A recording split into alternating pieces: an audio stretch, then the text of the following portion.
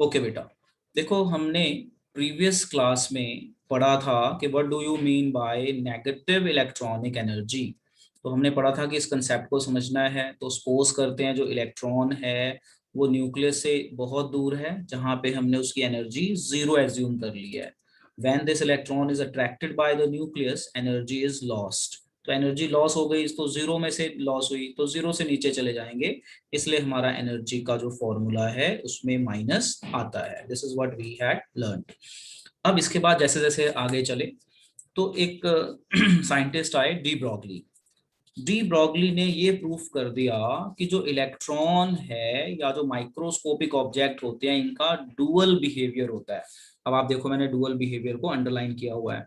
Dual behaviour का क्या मतलब होता है? डुअल बिहेवियर का मतलब होता है दो नेचर, वेव नेचर भी होना और पार्टिकल नेचर भी होना, इसे हम कहते हैं डुअल बिहेवियर। तो डी ब्रॉगली ने अपने एक्सपेरिमेंट के बेस पे एक इक्वेशन दी। इस इक्वेशन का नाम है लैम्डा डी ब्रॉगली इक्वेशन, और ये इक्वेशन है lambda is equal to h by m v. और इस इक्वेशन को अगर हम ध्यान से देखें तो इस इक्वेशन में साफ साफ दिख रहा है कि wavelength and mass is related. मतलब जिसका मास होगा मतलब पार्टिकल नेचर होगा उसमें वेव करैक्टर भी होगा, और जो वेव होगी उसका मास भी होगा। अब जो हमारा बोहर मॉडल है उसने तो इलेक्ट्रॉन को एज अ पार्टिकल लिया था, उसने तो वेव लिया ही नहीं था क्योंकि इलेक्ट्रॉन का मास कंसिडर किया था, वेव कंसिडर नहीं किया। तो इस थ्योरी के आने से बोहर फिर से ड्रॉबैक में चला गया, भाई ये कैसे हो गया, आपके मॉडल में तो ये है नहीं। तो डी ब्रॉगली आए। डी ब्रॉगली ने प्रूफ किया बाय गिविंग इक्वेशन। अभी हम इसकी डेरिवेशन भी करेंगे, प्रूफ देखेंगे। ये इक्वेशन देखें हम तो हमें साफ साफ पता चल रहा है wave character is related with mass. इसका मतलब कि जो भी मैटर है उसका दो नेचर होता है, डुअल वेव नेचर भी पोजेस करती है और मास नेचर भी पोजेस करती है। अब इस पे बड़े बड़े इंटरेस्टिंग क्वेश्चन आ गए। क्या क्वेश्चन आया एक मैं बताता हूँ कि भाई अगर ये इक्वेशन सही है तो जब हम मूव करते हैं तो हमारी वेव नेचर क्यों नहीं दिखती? जब हम बॉल फेंकते हैं बॉल, तो बॉल सीधी हमें दिखती है जाती है, ऐसी वेव की फॉर्म में क्यों नहीं जाती अगर ये इक्वेशन सही है? या एलिफेंट मूव करता है तो एलिफेंट का भी वेव ऐसा दिखना चाहिए। तो डी ब्रॉगली ने ये सारा समझाया।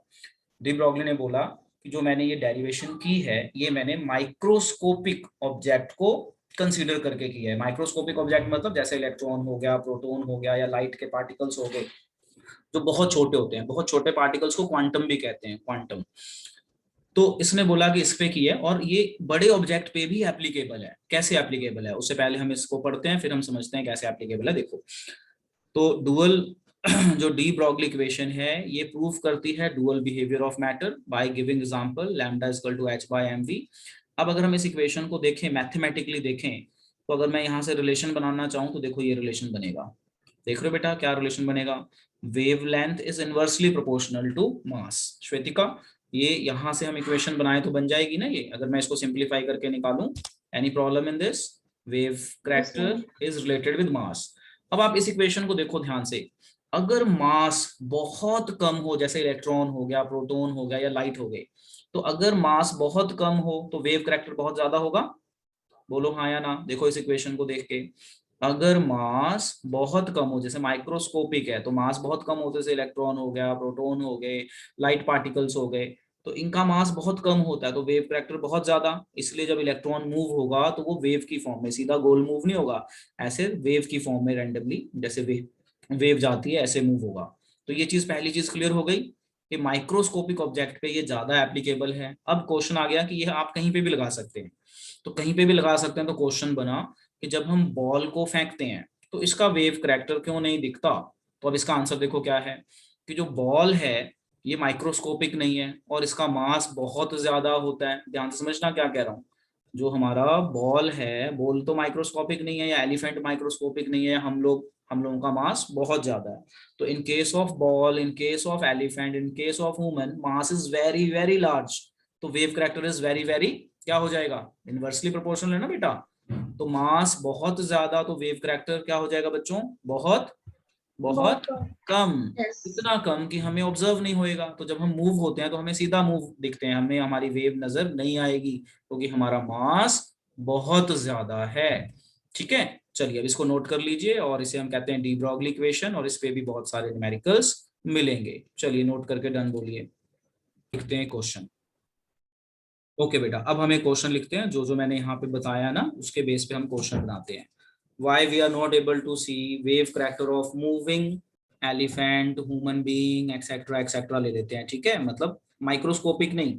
जो ये इक्वेशन है ना, this equation is applicable to microscopic, मतलब it work best on microscopic, क्योंकि मास कम होगा तो वेव फैक्टर दिखेगा। तो अब यहाँ पे अगर मान लो कभी क्वेश्चन आ जाए इस तरह से कि why we are not able to see, why we are not able to see wave character of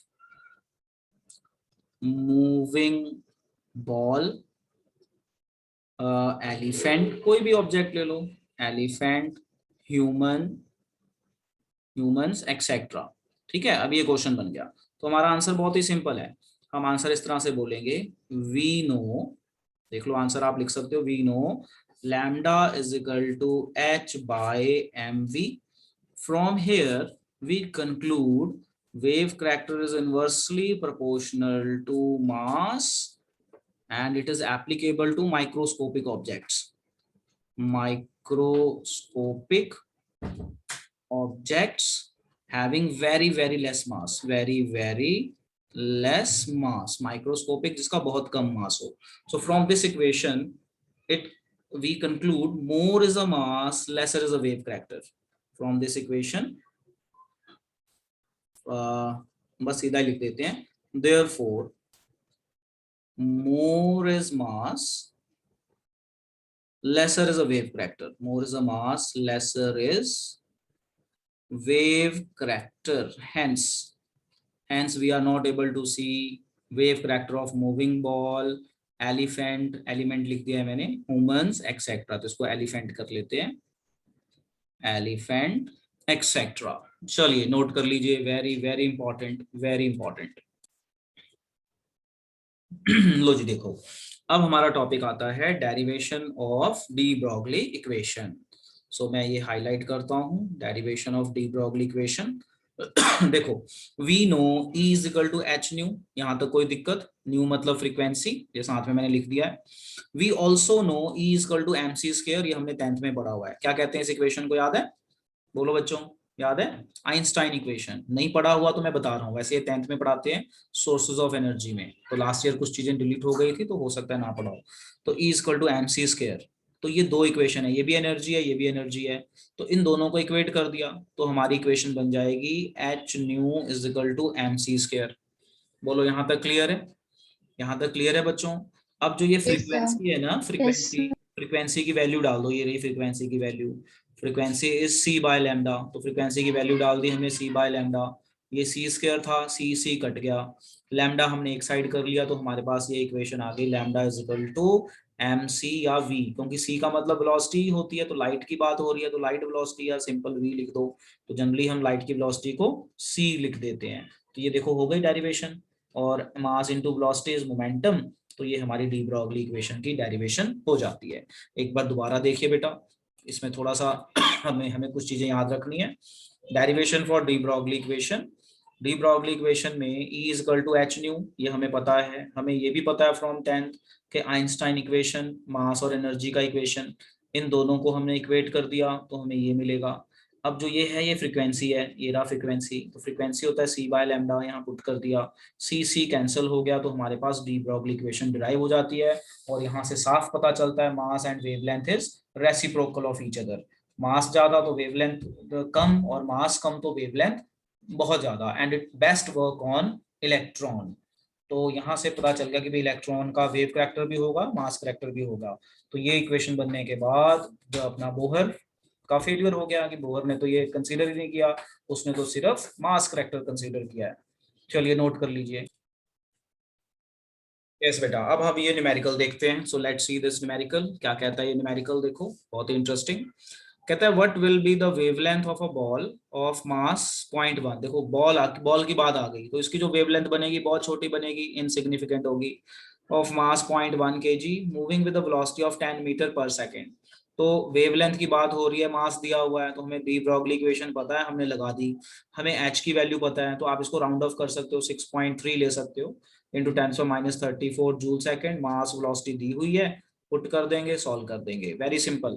देखो, what will be the wavelength of a ball of mass 0.1 kg moving with a velocity of 10 metre पर second. तो हमें D Broglie equation लगाई, जो जो हमें values पता है हमने डाल दी और हम इसको सॉल्व कर देंगे। आप इसको कैलकुलेशन को जल्दी करने के लिए इसे राउंड ऑफ में ले सकते हो, 6.3 समथिंग। चलिए इसको नोट कर लीजिए बेटा, का भी फॉर्मूला। सो देखो, अब जो हमारी थ्योरी है, इस थ्योरी का नाम है हिजनबर्ग्स अनसर्टेनिटी प्रिंसिपल। अब आप देखो ध्यान से, हिजनबर्ग्स अनसर्टेनिटी प्रिंसिपल। तो प्रिंसिपल तो मैं बाद में बताता हूँ, पहले मैं इसका एक्सपेरिमेंट बताता हूँ कि एक्सपेरिमेंट क्या कर रहा था और क्या हुआ इसके साथ और इसने क्यों फिर ऐसा प्रिंसिपल बनाया। ये डायग्राम देखो, ये डायग्राम देखो ध्यान से। अगर आप इस डायग्राम को ध्यान से देखो तो ये एटम के अंदर इलेक्ट्रॉन कहाँ पे है वो देखना चाहता था। जैसे मान लो ये एटम इसने रखा, यहाँ पे कोई एलिमेंट लिया उसका एटम लोकेट करने के लिए। अब मान लो ये इलेक्ट्रॉन है, तो अपने ना माइक्रोस्कोप से देखना चाहता है क्या वाकई यहाँ पे इलेक्ट्रॉन है कि नहीं।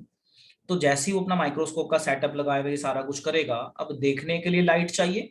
ये लाइट आ रही है, जरा ध्यान से समझना मैं क्या कह रहा हूँ, कि इलेक्ट्रॉन को देखने के लिए अंधेरे में तो दिखेगा नहीं, उसको लाइट चाहिए।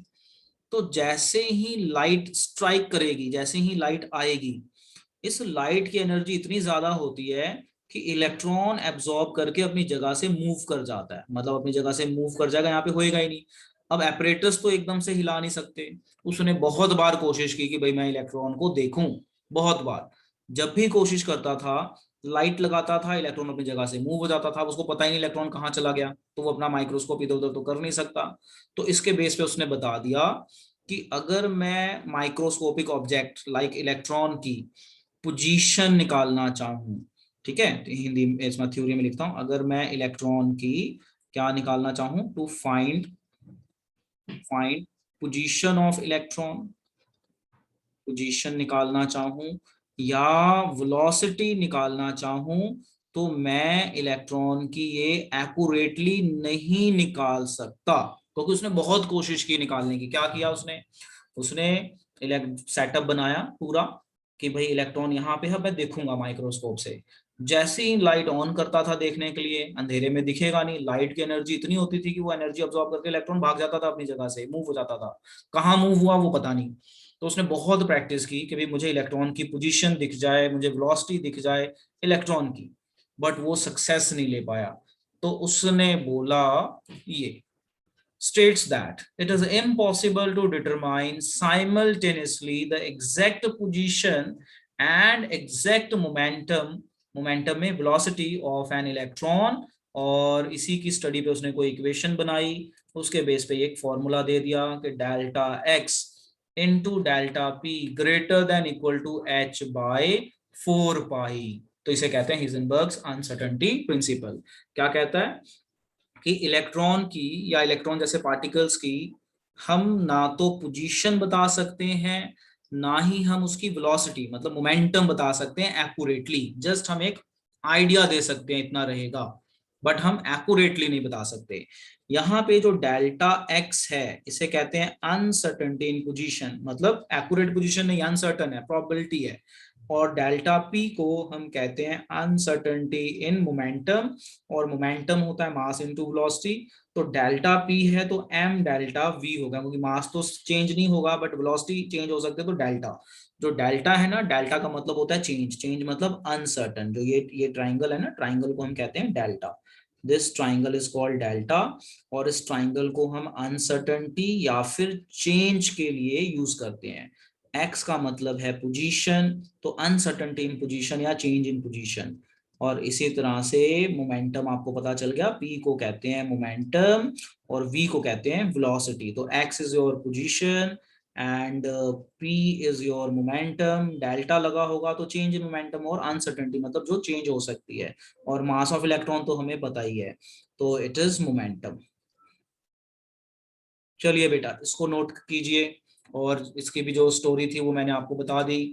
तो देखो, हमने हिजनबर्ग अनसर्टेनिटी प्रिंसिपल पढ़ लिया। अनसर्टेनिटी में ये साफ पता चल गया कि अगर हमें पोजीशन और मोमेंटम पता करना है तो हम नहीं पता कर सकते। जबकि बोहर कहता है कि इलेक्ट्रॉन जब घूमता है तो एक फिक्स लेवल पे घूमेगा।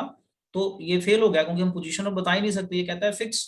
लेवल पे होगा तो उसकी एनर्जी ये होगी। तो एनर्जी की तो बात ठीक है, बट ये इलेक्ट्रॉन होगा नहीं होगा वहां पे, उसकी बात नहीं है, क्योंकि इलेक्ट्रॉन को हम देख ही नहीं सकते। एक चीज निकालेंगे मतलब दोनों चीजें हम निकाल ही नहीं सकते, ना तो पोजीशन ना वेलोसिटी। तो हम एक प्रोबेबिलिटी की बात कर सकते हैं, तो ये एक प्रोबेबिलिटी में चला गया कि ऐसा हो सकता है, यहाँ पे प्रोबेबिलिटी हो।